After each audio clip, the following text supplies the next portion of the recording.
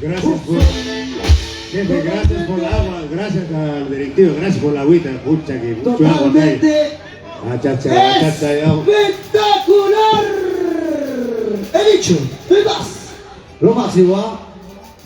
Un fuerte abrazo a cada uno de ustedes, amigos, paisanos, hijos, angareños, a todos los hermanos huancavelicanos. Un gusto, un placer nuevamente reencontrarnos después de 3 años, 2 años consecutivos.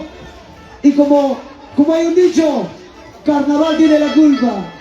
Y qué bonito, de verdad, juntarnos en un solo corazón, en un solo sentimiento, para poder gozar, para poder bailar, para poder compartir esta bonita fiesta de los carnavales.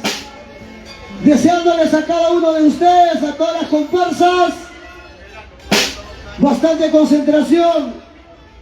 Yo sé que el concurso está bastante difícil y solamente depende de ustedes, de la concentración y de lo que estaban haciendo, ya practicando, ya hace 1 semana, 2 semanas, y esto es aquí lo que van a dejar todo en la cancha, todo lo que saben, su talento, su disciplina.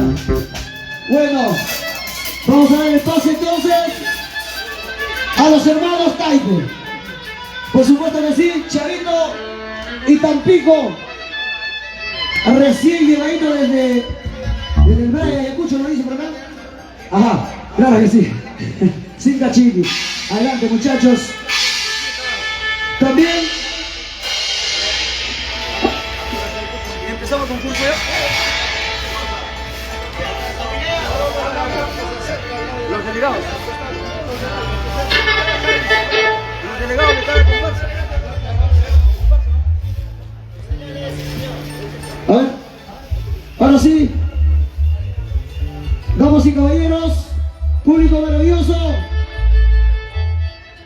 vamos a calificar ya en la puntualidad. Vamos allá a empezar entonces ya con el concurso.